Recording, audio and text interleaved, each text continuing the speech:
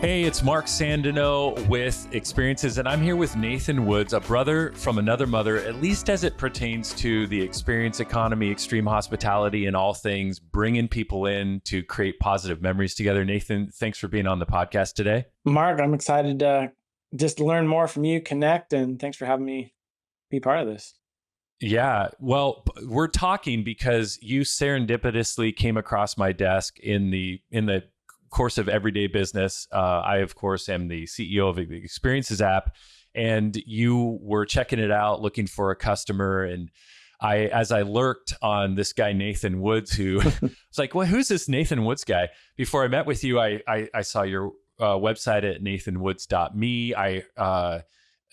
You have the Ministry of Welcome. I was like, this is intriguing. And then once I talked to him, I'm like, man, this guy is all about experiences in a way, quite honestly, that I have never heard or seen before. You've read all the books, and listen, I don't want to front load this to make people think like this guy's got all this. Just give me a bio, and I'll just sit back and listen.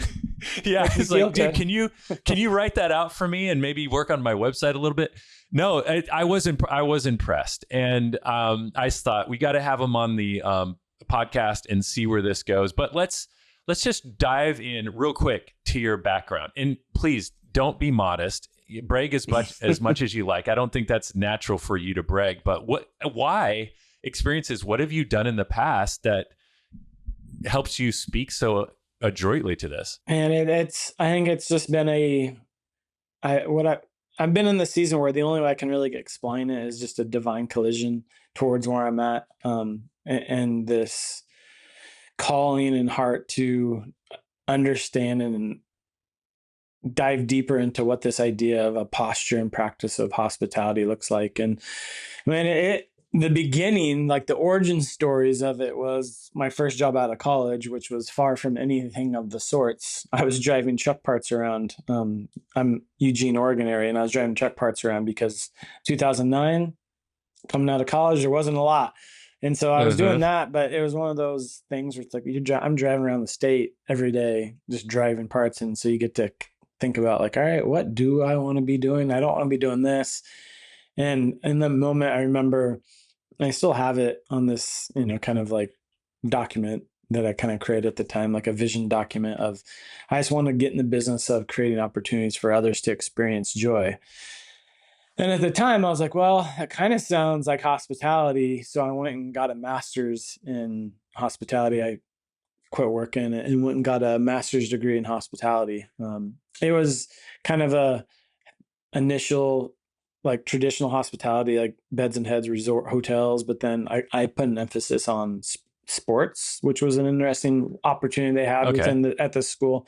And so it was more the sporting events and sports sponsorship, and really focused on like the hospitality side of the sports. So not the event itself, but how you're going to take care of the people that are coming to the event. So And were you working as an intern or a fully paid person for a major sports team, or what were you doing? At the time, I'm in Eugene. You're not too far away, but Eugene hosts really any track and field event that is big in this country. We get them here in Eugene. And so we are gearing up for the 2012 Olympic trials at that time. And I was like, well, that's a good thing to go pursue and go see if they have an opportunity to do something with them. And so I went and kind of just presented myself as like, hey, I'm getting a master's in this. I've grown up in this space. I've grown up around track and field in the University of Oregon. I grew up in even taking history, heritage even longer, in a little town called Coos Bay, which has the heritage of Steve Prefontaine.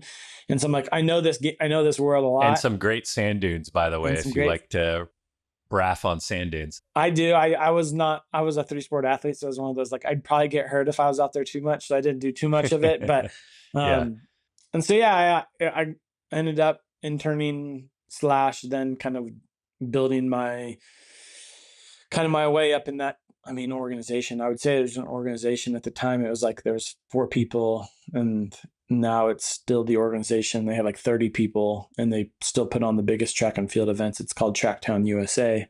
And I came in with the, hey, you're going to lead and take on all VIP hospitality for us. And we would hold on, we have suites at those events and, special guest type events. And I got to take on that role as an intern while also doing a lot of other things that helped me for later on in life, but kind of just wore a lot of hats. But my focus was, hey, let's create a great experience for the VIPs that we invite. It was less like the purchasing of the experience, but more of like, these are our very important people, which within track world, there's people that started shoe companies that are part of that VIP people. And so Right.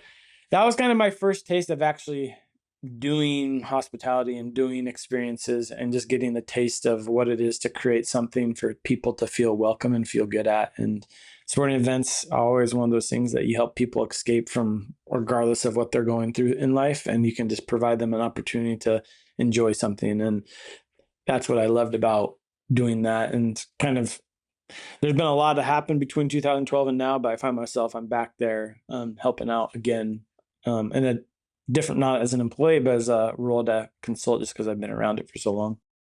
Okay, so let's talk a little bit about what you did after that before we get into some of your passion about the theory of hospitality and theory of welcoming people.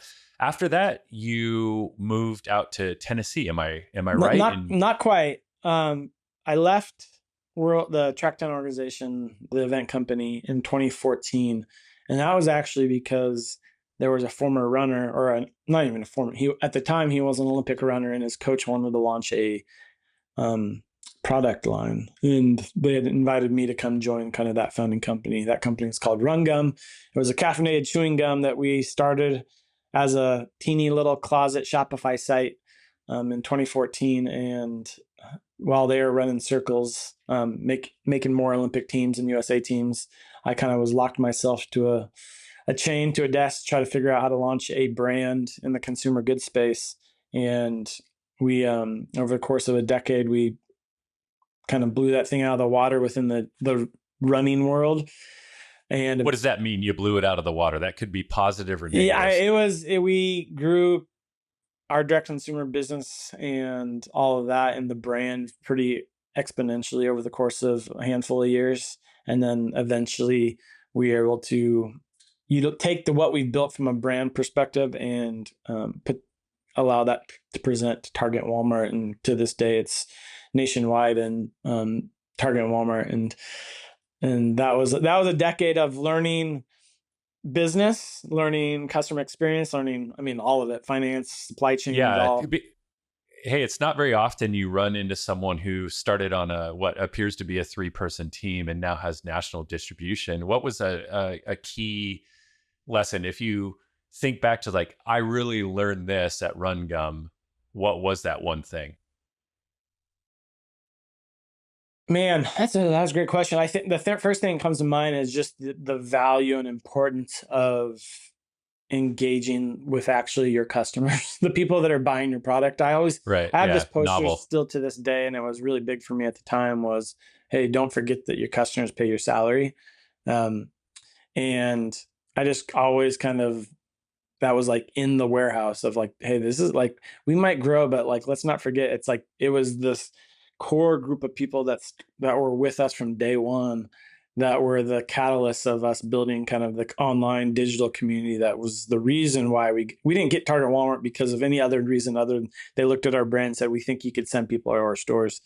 And that just started by, every little email interaction to Facebook groups, to ambassador groups, to events, that we really kind of really focused on cultivating like it's cliche to say now, but a community of people that were for the brand because we are for them.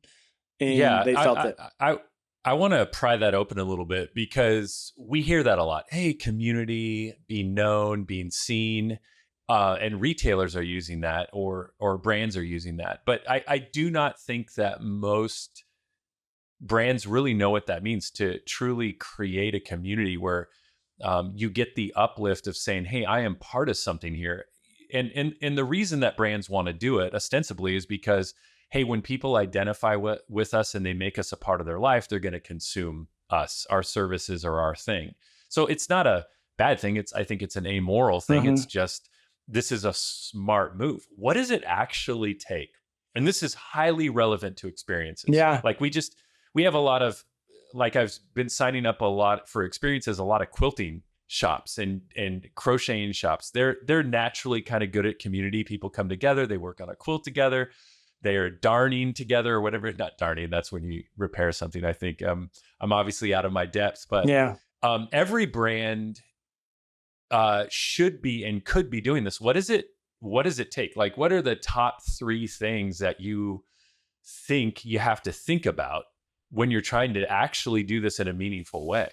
Yeah, I think of the practice and the posture. The practices of like the space where in which you can engage those conversations.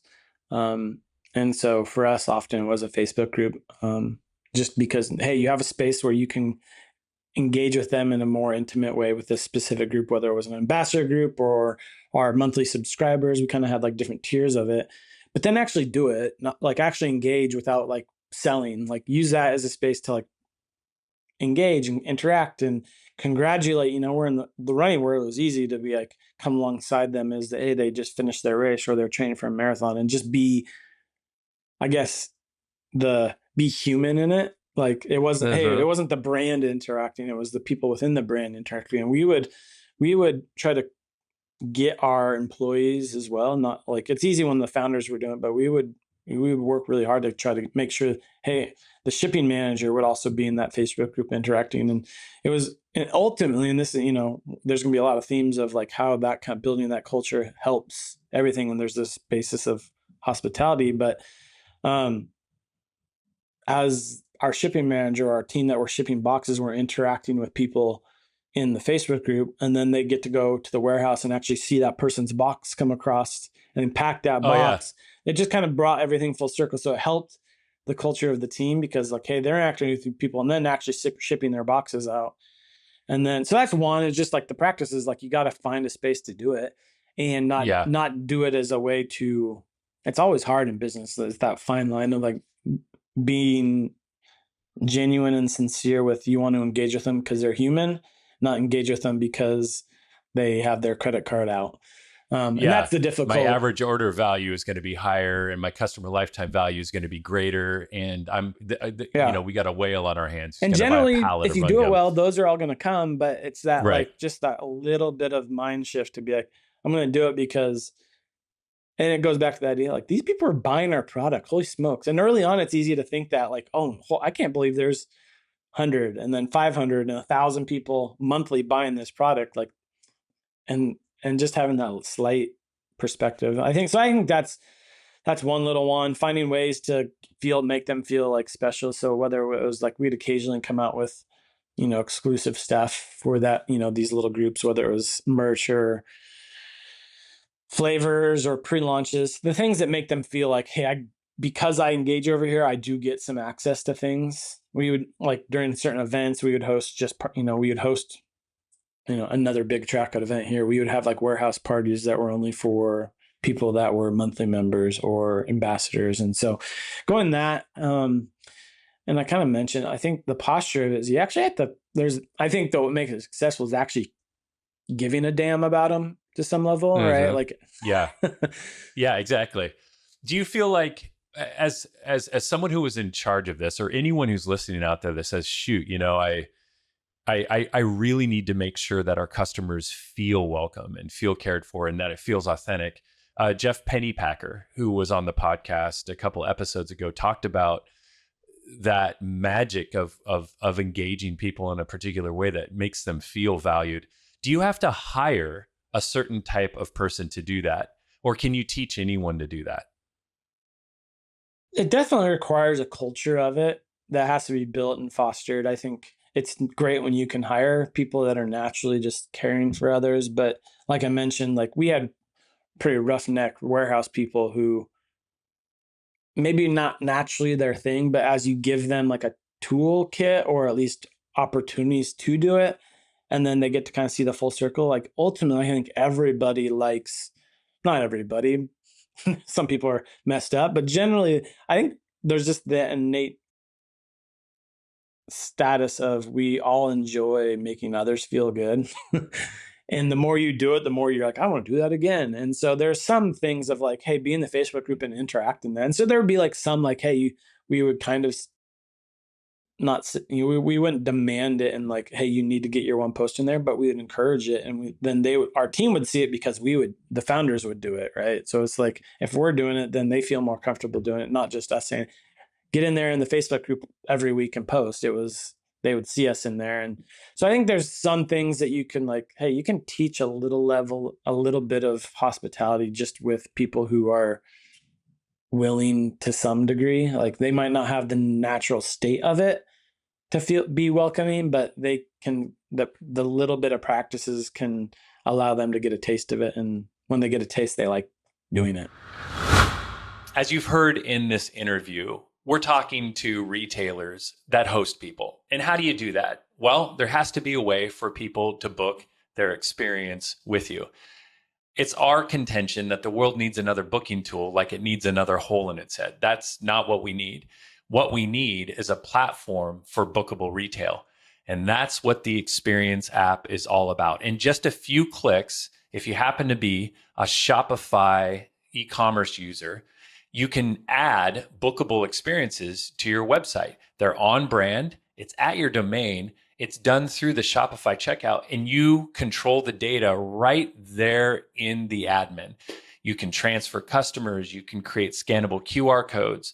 They can be reminded of their upcoming experiences, and it integrates really nicely with everything you do as a retailer. So you're selling your products right next to your bookable experiences, and you don't have to use things like Eventbrite or Ticketmaster or one of the other 1,000 bookable tools out there. So if you want the tool that works for you as you host people in your retail environment, which quite frankly is pretty much table stakes these days in an era where people don't have to leave their home to buy anything. They're going to come out to create a memory with you. Go to experiencesapp.com for a free 14-day trial. It doesn't require a credit card to do the 14-day trial. And by the way, if the 14-day trial isn't long enough, just hit us up in the in-app chat and we'll extend it for you. So thanks for listening. This is a commercial in case you didn't notice. Experiencesapp.com. Go there today, add it to your Shopify store. And if you're not already a Shopify entrepreneur, well, this would be a great time to start. Go to shopify.com, get your store going, and then immediately go over and add the Experiences app to your store. Once again, this is Mark Sandino, the CEO of Experiences. We hope to see you soon. So you have the virtual gathering, Facebook, maybe Instagram and any other comparative tool. And then you have the physical gathering. How do you manage the tension? Because, some of your customers are going to be on the other side of the country. They're never going to get down to Eugene.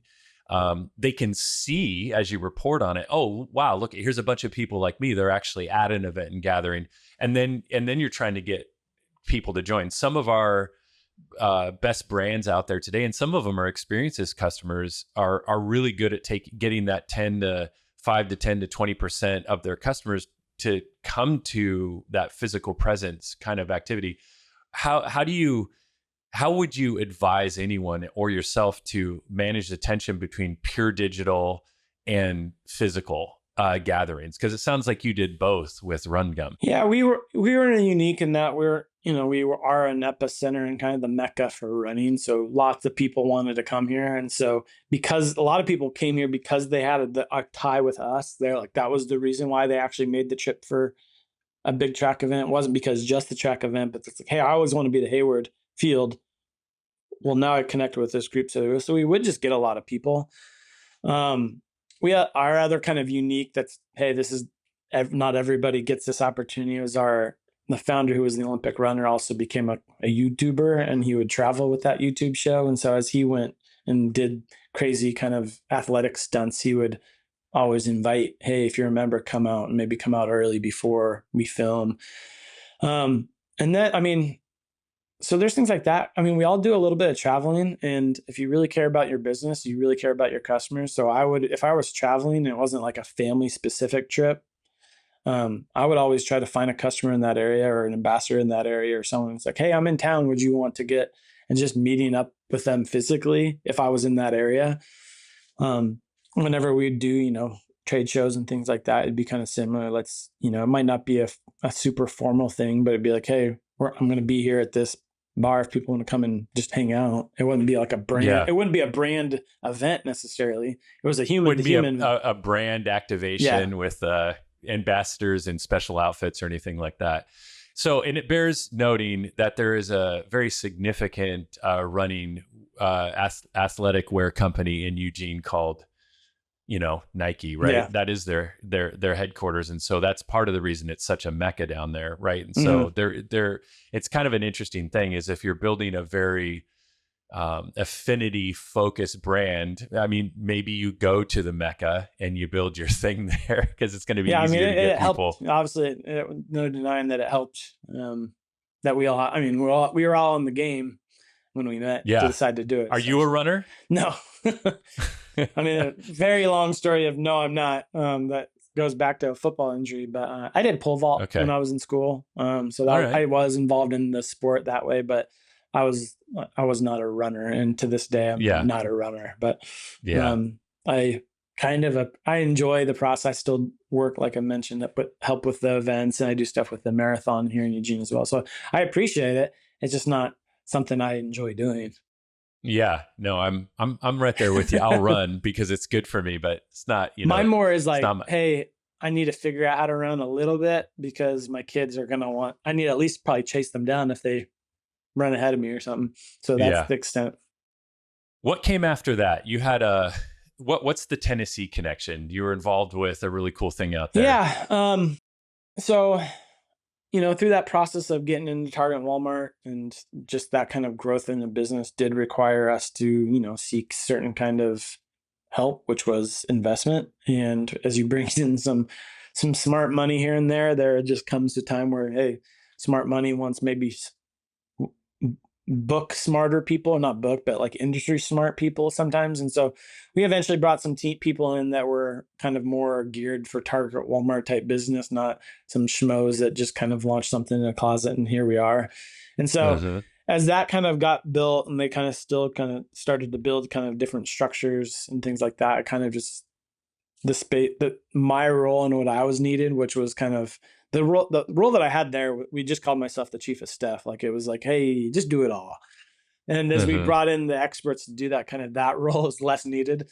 And so it was just kind of felt like this was 2021, 2022, just felt like it was a nice little season, next chapter. I was employee number one of a company that we did all that growth. And there was a level of just burnout and exhaustion from that kind of grind. And this is kind of where the more of that divine collision started. Like I just felt this inkling to start like trying to understand the heart of hospitality. My wife and I had just moved into our new home that we're in now. And we kind of just put a staple of like, we want to be a home that leads and provides hospitality with our home and our hearts. And that's kind of was our personal home. But through that kind of decision of what we wanted to be as a home and a family, it was like, well, what is hospitality? Like what is it beyond just entertainment, of like having people over? And I kind of just went on a journey of just trying to understand what that is and what that looks like. I remember like, oh yeah, I also remember I got a master's in this about a decade ago. And through that, got connected with Bolt Farm Treehouse, which is a luxury glamping resort out of Tennessee, outside of Chattanooga. And their founder was in the band Need to Breathe. So I've been following them for a while just from that purposes. Like, hey, I'm a really good fan of this band. Hey, this band member is building this treehouse resort. At the time they started, like my dad and I were building not a resort, but built kind of kind of luxury compared to like what we know as treehouses growing up. And so I just following along, and as they were growing and building. So you were building, what were you building with your dad? We built, my dad and his brothers and me doing a little grant work, we built a treehouse, not for like any kind of resort but like just a personal family treehouse. Oh, okay. Yeah. And so but it was out in the woods somewhere on some shared land or? Yeah, on some land that the family has down on, kind of the Oregon coast, not on the coast, up ways from the coast, a little upriver on the coast. But yeah. I mean, that's no small thing, is it? I mean, now I'm kind of curious about that. I want to hear about Bolt Tree, but is it like a 3-bedroom, 2-bath tree house, or no, like ours is what like do we have, one big room? It's a big room, but I mean, there's plumbing, there's electricity, there's Wow. some beds, and so it's not just and it's my dad was an architect, and so it's not like they put a lot of nice materials into it as well. So it's not a shack type of thing. I mean, you can be comfortable year round in that because of. And this is something your family still enjoys? Yeah, we have a big family reunion every year that usually it rotates on who gets to sleep in, what cousin gets to sleep in it on that. But I'm also the closest cousin, so we usually go down as a family a couple times a year to go just stay in it as well. So that's fun. Yeah, but regardless, that was kind of all of it was kind of happening at the same time. And so I've been following along. And then when I was just ready for trying to see something different, and mind you, this place is beautiful. Bolt Farm Treehouse is beautiful, and it's huge on social media. But so my wife was also like, "Hey, we should go there sometime," and just because it's kind of geared for couples, and they had put a job, and my wife was like, "You should just apply. At the very least, they'll talk to you, and then maybe they'll want to fly you out, and then I can come with you, and we can get a free stay." And that was kind of that was the reason why I was like, "Sure, nice. why does I'll apply." What do we call that? We call that application vacation hacking. Yeah, and so I don't know. Yeah, I applied. Not like the role wasn't for the level of skill set that I had. Like it was more entry level, but I was like, hey, maybe very well it was conversation, and I could show them some ideas that I had just from what they were doing from their website. But that led to, a couple months of conversations, and yeah, it made sense because they were a resort brand that really geared more for a direct consumer setup, but they hadn't done it yet. So most hospitality, most resorts, it's very much driven by what they call OTAs. That's the Expedias, the Booking.coms, the Vrbo's, the Airbnbs. And there's just been a kind of a renaissance for especially boutique independents to like get out of it'd be the equivalent of like me, only using Amazon and Target.com and Walmart.com to sell our products. Right. And you don't know anything about your customers. You have control nothing about it. And I'd like to jump on that, because that is something that the aggregators obviously are super powerful. If Amazon is out there, they're drawing on a lot of traffic. They're really good at their value proposition. Hey, just pay this year. Here's everything you get. You get quick shipping, easy returns, and also you get, unlimited amounts of video and all that. Mm-hmm. But you don't own your customer. You don't own their heart or their affinities. And furthermore, these aggregators, if you try to get to the customer and own that customer, they'll shut you down. Mm-hmm. I've heard stories where Amazon, rightfully so, to protect the customer base that they've cultivated, people who were doing $50-60 million a year on their platform, Amazon realized, hey, you're trying to take this customer away. Yeah, they're buying your product, but we're shutting you down. Yeah. I have firsthand stories of that. I mean, so I could give you firsthand stories of how hard they work on that. Yeah. In the experience world, it's the same thing. Experience economy being sports, entertainment, travel, and dining. But I have had numerous conversations where, hey, I was on Airbnb experiences, and it just, great traffic there, and we're getting great customers. But as I tried to grow my brand, and I started talking to some of our customers who had visited, because for heaven's sakes, they're coming in, mm-hmm. they're coming directly into the business. We got, maybe it wasn't just Airbnb experiences, but they got slapped hard by those aggregators. And there is that tension. But what I'm seeing in the travel space, some of this I've discovered just on YouTube. There's this dude, you may even know who this guy is, who built these kind of modern looking tiny homes around a lake outside of in Texas, outside of Isaac. Isaac, man. And it's amazing the business he's built. There's another guy who it's called Experiences X or something like that, and it looks like movie sets. It's mm-hmm. like he makes these in the middle of Utah on the edge of the Salt Lake. It's just, there's like, you can ride a speeder, and he's like booked out for like 6-7 months, and it's all direct. Yeah. And so it's an interesting thing. So you go to Bolt Farms, you say, hey, you're actually in a good position to do this. What happened then? Yeah, they were, I mean, it was kind of the same page, not just on what was needed for like for them and their next stage of their business, but also like what is hospitality and why do we do it? And so there's just a lot of alignment. They were wanting to lay more foundational marketing practices for what it is to be a direct consumer, that world, direct booking.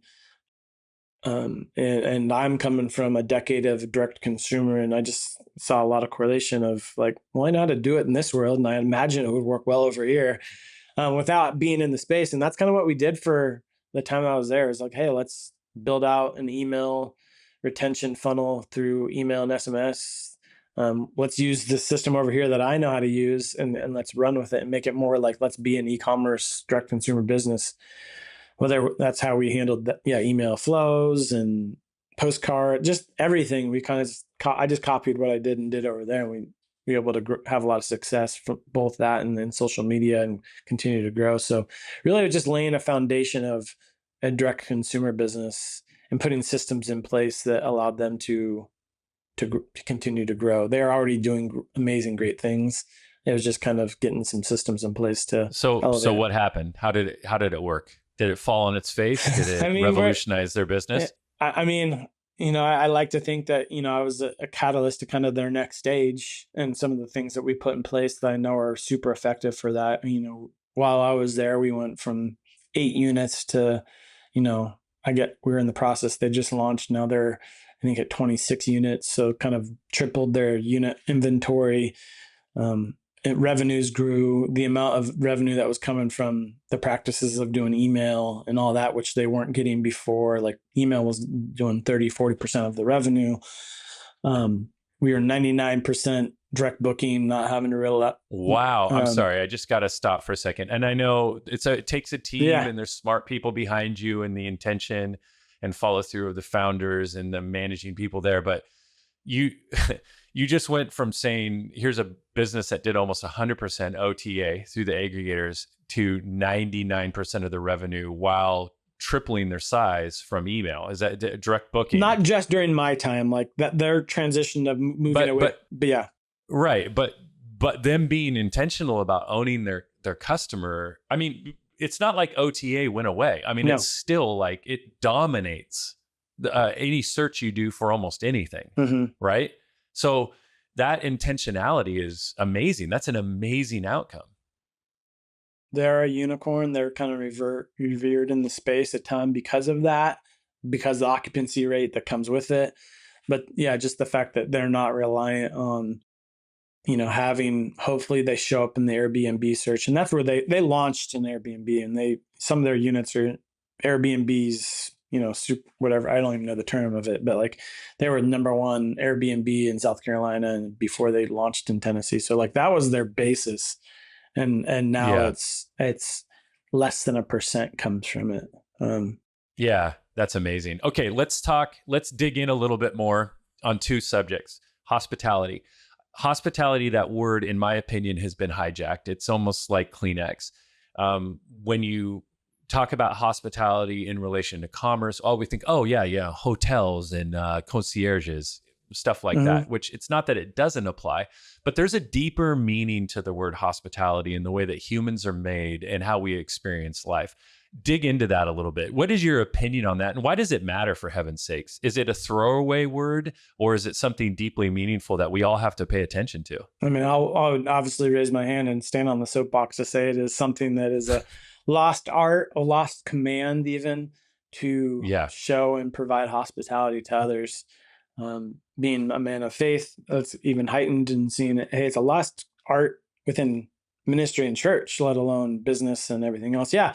I mean, when we think of hospitality, generally, we think of 2 things. We think hotels, restaurants, and then we think I love doing hospitality and having people over in my house, entertaining people. And that's what it is.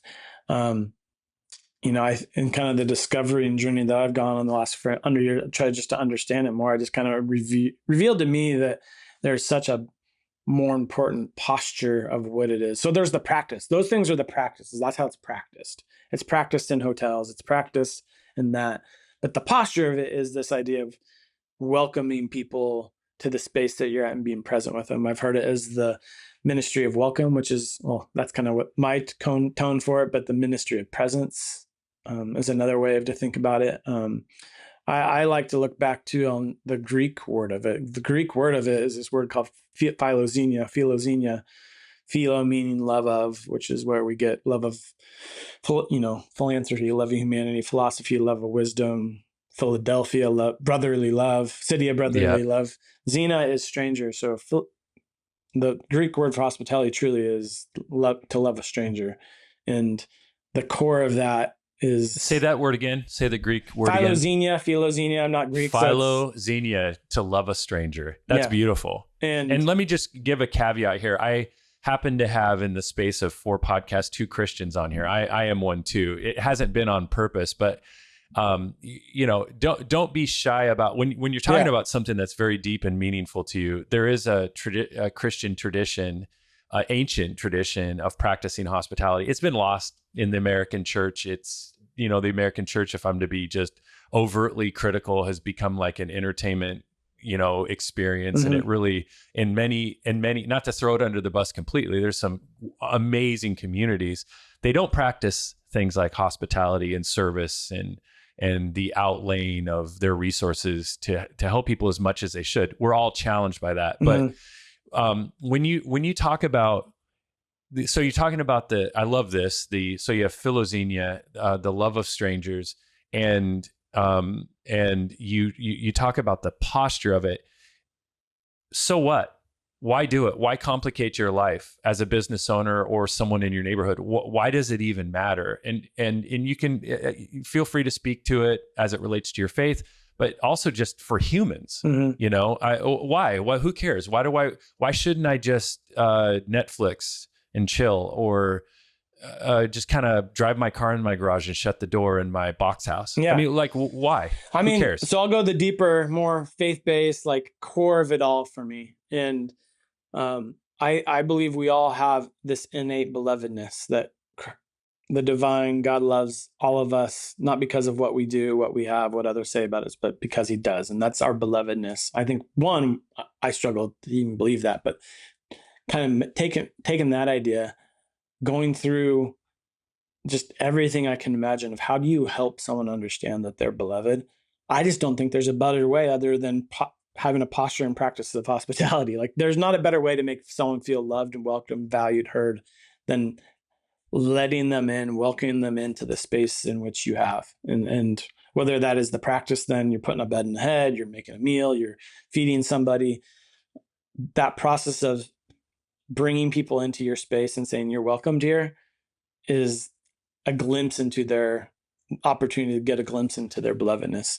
So that's kind of my highest view. And so to secularize that just a little bit, you said it very well from a Christian worldview that God loves his creation. And this is the best way to demonstrate that through another human.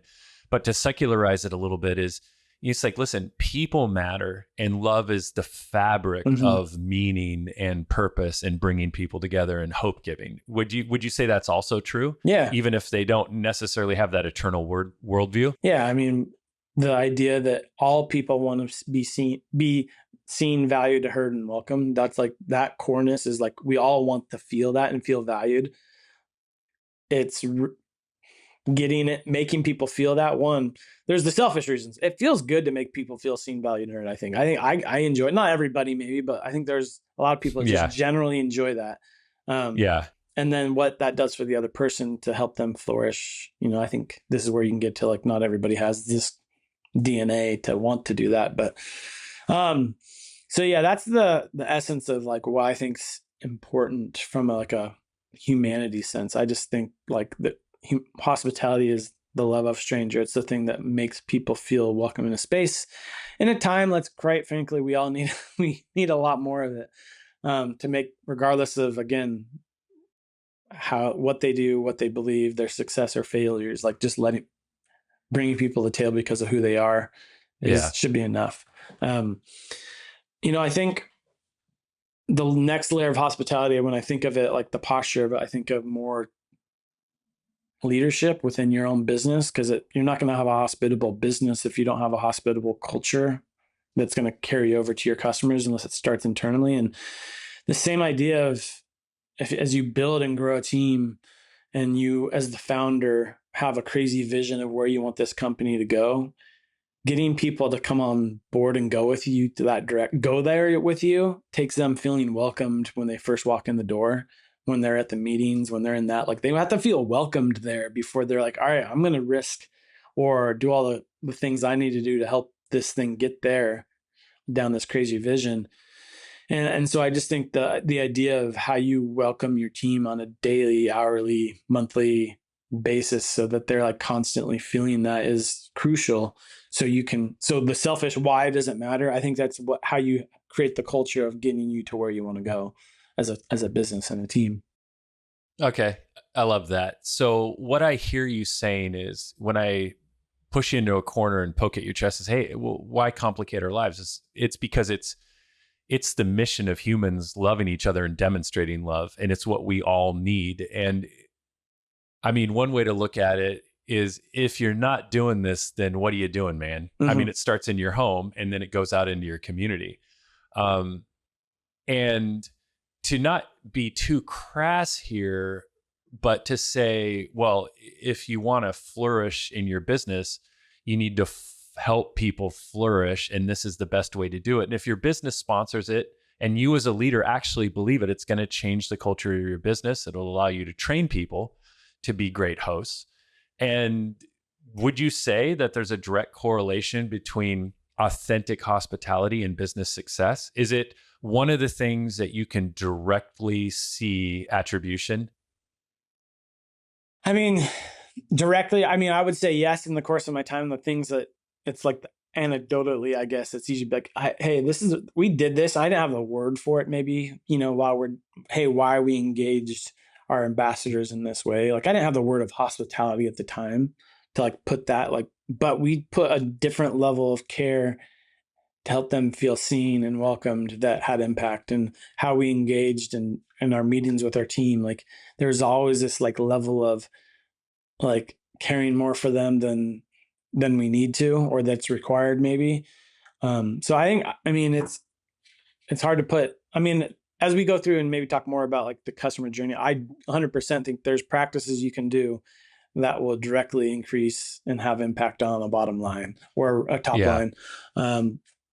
And I'm again the soapbox person of hospitality, so it's like, yes, I do think it has an impact on your team and has an impact on this. And we have other words for it, company culture and staff care and leadership development that we all have tried different things to do about it and try to make it successful. And then we have different ways of marketing that we have different words for. It's just this lens of carrying a little bit more of hospitality that I think is just a different, the best way is a different lens into how we want to approach all those things.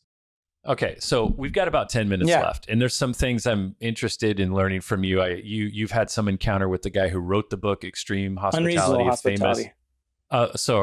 Unreasonable Hospitality. Maybe you can touch on that if you want to. But Nathan, if you had 10 minutes and you wanted to climb up on your soapbox with an impassioned plea, knowing I'm going to interrupt you, what do you want to talk about?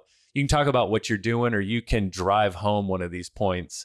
It's I will say this, it's uncommon to find someone who has fashioned themselves around support and hospitality and has something called the Ministry of Welcome. If you listeners go to nathanwoods.me, is that right? nathanwoods.me. Or you'll see the website. ministryofwelcome.com. And ministryofwelcome.com. Yeah, you're just not finding many people that are hanging their hat on this, right? A lot of those other buzzwords, they're talking about experience economy and all this stuff, but there's something about you that gives you a little bit more credibility in this moment. So what do you want to talk about? Let's drive it home, man.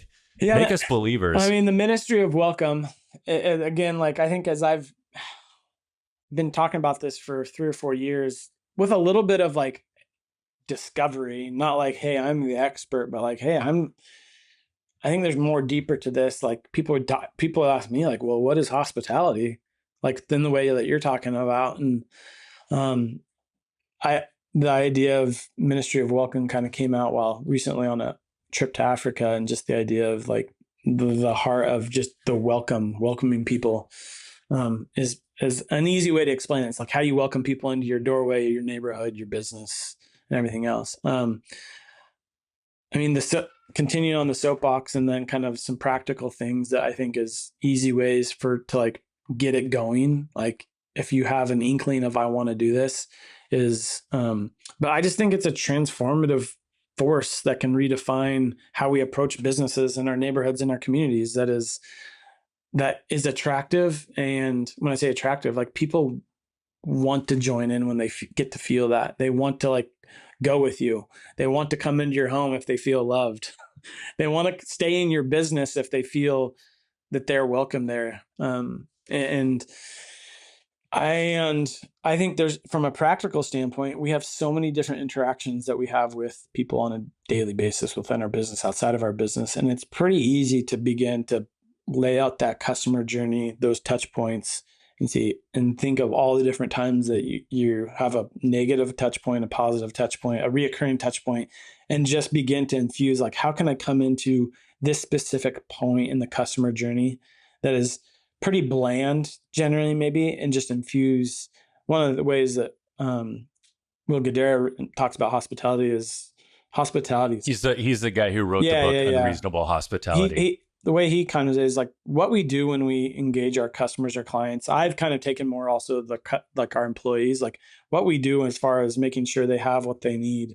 They're getting what they paid for, regardless, just the very basics. Like that service is black and white. What hospitality is all the things you do that brings color to that interaction and that engagement. And I think that's another easy way to think about it. Like what you have to do as a business owner for your employees, that is service, and that's black and white. What you have the opportunity to do to make them feel something, that is the hospitality aspect. Yeah. And you think about it, you can apply that to really anything. Let's say you have a tire shop. It's like, hey, you paid for tires. I got to put the tires on the rim and make sure they're balanced. But hospitality, it's a completely different thing. And you really can take almost any interaction and practice some of these amazing moments of welcome and hospitality. I think everyone should read Unreasonable Hospitality, and I don't forget if it's in the book or not, but one of the stories that he talks about is that, okay, the point in which there's generally a transactional feel when you're in a restaurant, that is when you give the check, right? Like there's never that is a transaction time within a restaurant. And one of the things they would do is they would kind of quietly put the check down, but then they would put a bottle of cognac on the table as well. It's like, hey, whenever you're ready, feel free to enjoy this bottle of cognac. And then he had a restaurant that became the number one restaurant in the world. So like they have people. Yeah. Give a 10-second background on Will Guidara, and I feel you've interacted with him in some way. I went on a fly fishing trip with him. It was how I initially met him. But oh wow, yeah, that's pretty awesome. He's royalty in the restaurant world. Yeah, Will Guidara is a restaurateur, now author, and kind of leading the gospel of hospitality, I would say, to some level at the higher level. But he took a restaurant that he inherited and kind of be manager of, and took it to the number one restaurant in the world. And what he says is at that point, those top 50 restaurants that get honored in that way, like at that point, there's nothing about the food that is anything short than spectacular. So how do you decipher yourself from 50 to 1? Generally, it's the chef, it's the back of house that's doing something unique and innovative. And what they decide is let's be innovative front of house, which means that, hey, we're going to think how we engage our clients or the guests coming in to the restaurant at a different level. And they were able to just infuse different things throughout that restaurant that allowed them to kind of scale it to be the number one restaurant. So that is his background. And so, yeah, and he would be the one, and, the idea of touch points isn't necessarily, he's putting words to things that I've like, yeah, this is kind of what we would do at Run Gun. We would look at, or what we did at Bolt Farm for sure, of like, how can you find stuff out about your clients and guests that you can serve them in a way that makes them feel wildly seen and welcomed. And so it just allows you to get creative when you start laying out. And I did this recently with a company with just their touch points and employee journey. It's like from the moment they are applying to the moment, they're with you, there's all these different touch points that are reoccurring, whether it's the application phase, 90 days, there's anniversaries, there's things that that you can just start paying attention and listening to things about your team that you can then come in instead of just saying, hey, here's your 5-year anniversary watch. That's just standard. Like you can just start to infuse more of a personalized approach to it. And the idea that hospitality is a one size fits one type of idea versus a one size fits all is where people actually feel it versus it just being a commoditized person. I love it. It's fantastic. A few practical steps for anyone listening who is an aspiring business owner, entrepreneur, or a multi-location experience that maybe isn't intuitive, but you would say, hey, yeah, if you want to start to transform your thing into something that's marked by hospitality, what would you advise them to do? What are some easy first steps? The first step that I like is truly building out that customer guest journey that they would have with you from the moment they might first hear about you to post they've interacted with you before, or they finished their service that they got from you, whether it's the experience and they're gone, and just get super detailed about what is every possible interaction you can have with that. And just pick one of those and be like, I'm going to show up differently at this space. And that could, depending on the size of the business, it could be highly customized by what you do. Like it could be a very high, one of the things that we would do at Bolt Farm, so it's a scalable thing was, hey, the point in which they're coming into their room, that not check in, but they're coming into their room. How can we find stuff out about them before they show up that can be in the room before they got there? And it doesn't mean every person got their own, customized experience, but it's like something like, hey, making sure we know it's whether it's they're coming for a specific event or that they enjoy this kind of drink, or so the digging of like, how can we find something about them that allows us to give them an experience in this specific moment that is different. That is one of, just practically to make people think practically or just creatively with this is one of the things that we did for a client / friend of ours on the employee side. Was he was taking his team on a retreat, like 20 people on his team. They're in the insurance world. They're all going to a couple day retreat. And we were just talking about like, what is that like for when people go on their retreats? And one of the things, the talking points and touch points that came is like, they have that touch point of they leave their house to come to you. Well, they're just left behind a family, and we all been gone from our families. There's often a burden to some degree when you leave your families with kids and things like that. So what we did, once they left, like the first day that they're gone or second day they're gone, all the families got gift cards to get dinner that night with a card to saying, hey, we're really thankful that you're letting us share your spouse for these next couple of days. But we also really value you and what you mean. Wow. And so stuff like that of like the amount of, it was a little bit of investment, but now they have all their employees' spouses. Like you have like, I've been in a spot where, my wife maybe doesn't love the place I'm working at, and that creates tension and all that. Yeah. So now you have the spouses like, this place is awesome. And so it's really just that creative, but I think for me, it always starts like build out every possible interaction you might have with them, from email, digital, everything else, to, hey, they're showing up on site, or they're showing up to your experience. Like, how can that welcome be a little bit different to post? And look, you can do that, and you might find 200 different touch points that you can say, I can actually do something right there would be easy to knock off or easy to execute. That could also be potentially scalable. But so just real quick before we get too far beyond that, look at your business and say, from the moment of them discovering you to the moment they realize the value that you're giving them, kind of the table stakes, like, hey, I got to put the tires on the rim, because we're a tire shop.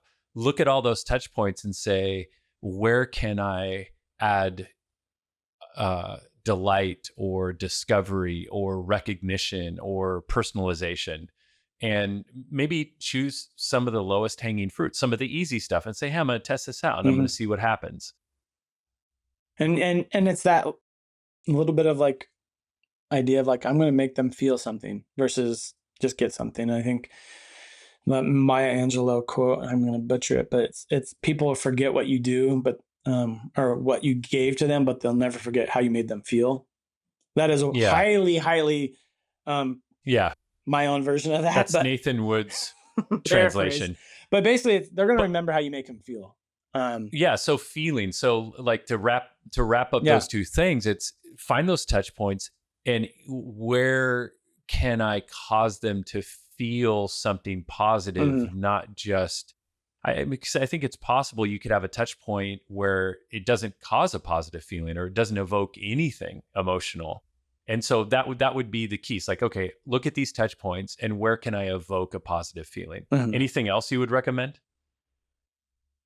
I mean, if you're just in the journey of like seeing this, like I think everyone, like if I truly have been telling people, I don't know if I've read a better business leadership and marketing book as Unreasonable Hospitality. And I say that like, I just think people read that and that gives you kind of this freedom to start examining it in this way after you read it. Like, I don't think every person I've read, it just kind of gives you this opportunity to be like, okay, yeah, I can start thinking about this, whether you're in real estate or financial planning or events or direct to consumer. It kind of just gives you permission to begin seeing the world and seeing your business with this lens.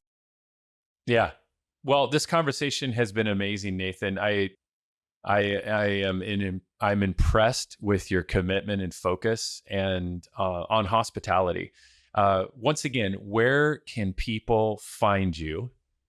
What are the URLs?